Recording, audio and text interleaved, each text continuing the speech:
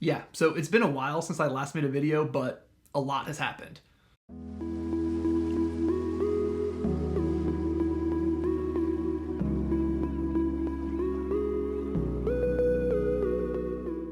Yeah, all of that happened. But anyway, what I want to talk about is a style of game that I'm not sure is all that popular right now, but I have a lot of affection for. If you look at a lot of the character art that gets posted online and the stuff that's being released by Wizards, a lot of it is, not surprisingly, very modern fantasy. The GIF, Ravenica, that's all cool and everything, but I cut my teeth on and I still like to play a very different sort of fantasy.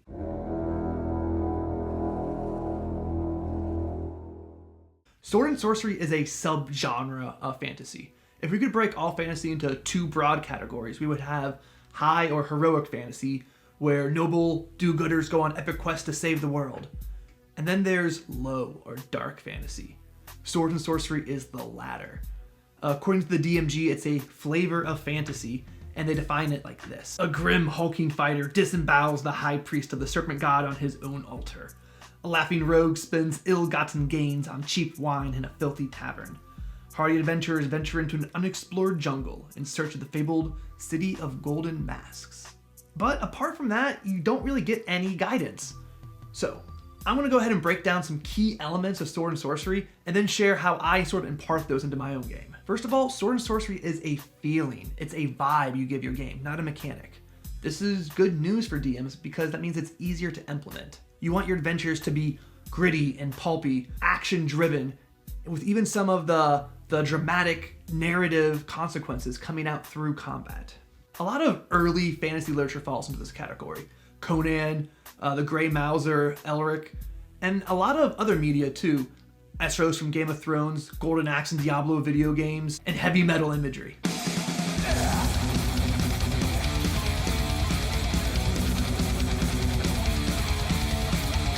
The setting of Sword and Sorcery games tends to be more connected to this world than modern fantasy.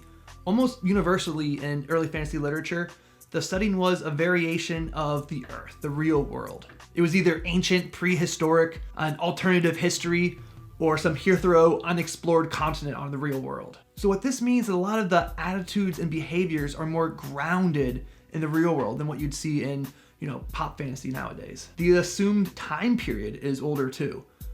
Traditional vanilla D&D assumes sort of a high medieval pushing on the Renaissance time frame, right? There are guilds and chivalry.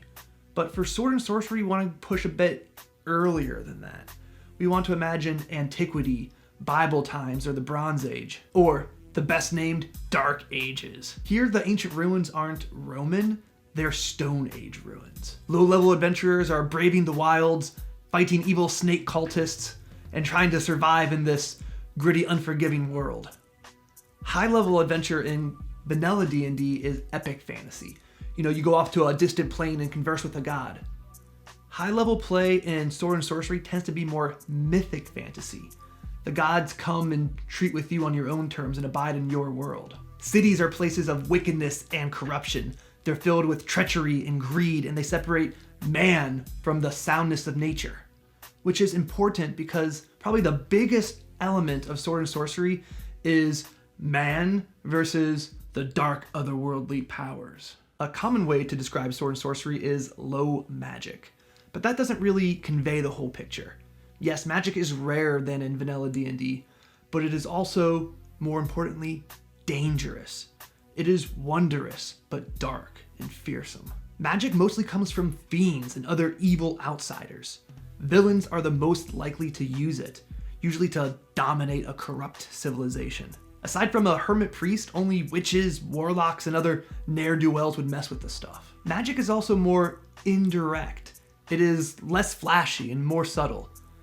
Instead of producing a firebolt from her fingertips, the evil sorceress sends flame from a nearby torch hurling towards you.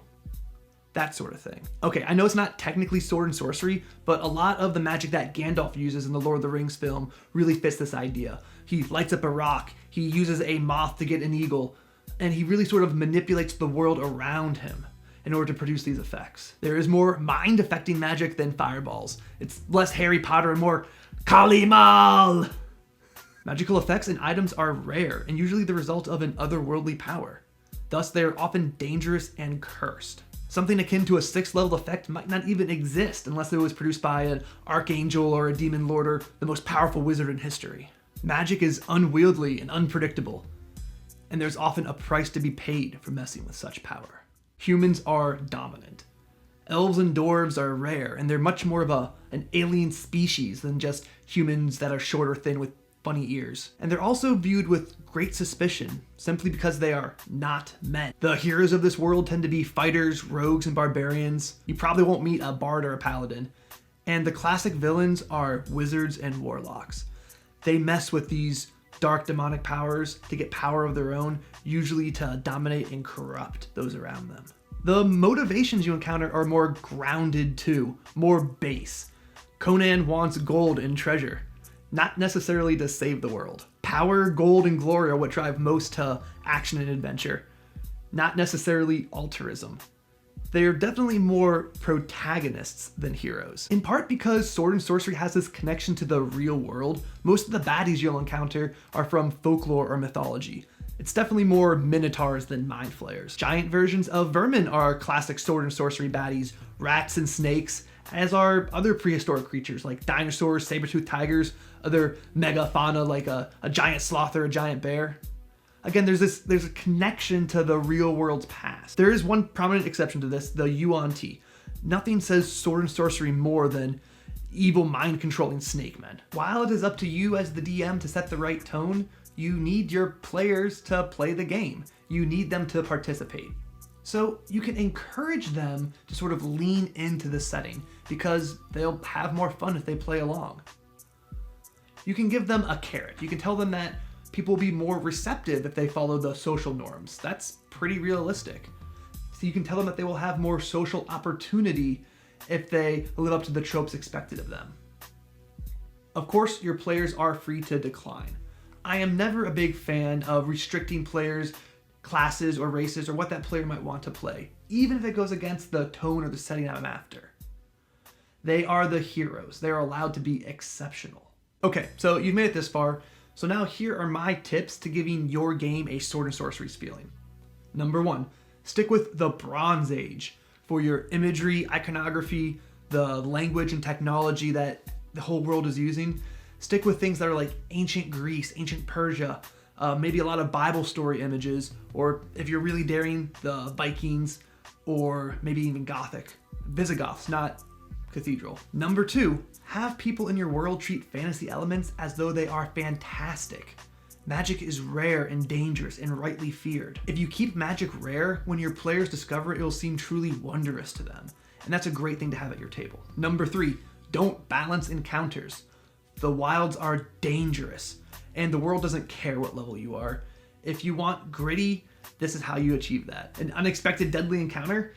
It sounds like the objective just switched from kill the baddies and steal their treasure to escape with our lives. Number 4, narrate magic differently. Now this is going to take a little bit of imagination on your part as the DM, but you can start with your baddies. Witches and hags are perfect Sword and Sorcery villains, so think about ways you can describe their magic differently. You want it to seem like they're manipulating the world around them, rather than just calling up power from the ether. Number 5, choose monsters that are recognizable in the real world. Things like minotaurs, imps, goblins, manticores, lizard men. These are all great. These are all in. Things that are modern fantasy, Aarakocra, the Slod, Intellect Devourers. While these are, cool monsters, they are definitely not Sword and Sorcery, and they are out. This is one area, choosing your baddies, where you have complete control as the DM. So it's one of your best opportunities to really emphasize this setting, this tone. Number 6, stick to the material plane. There's no need at low levels to go off to the Shadowfell or the Feywild. And at high levels, there's a lot you can get into that's not just planes hopping. But that might be the subject for another video. And yeah, so that's the Sword and Sorcery videos, folks. Like I said, I have a lot of affection for this style of play, and I'm not really sure how popular it is right now. There's a lot of Ganassi bards out there on r/D&D. Maybe if Wizards released a Dark Sun campaign setting, it'd be more popular. Or maybe a lot of these old school Renaissance, maybe they're after this style of game and not just the feeling of old RPGs. If you know or you have something else to say, please let me know in the comments below.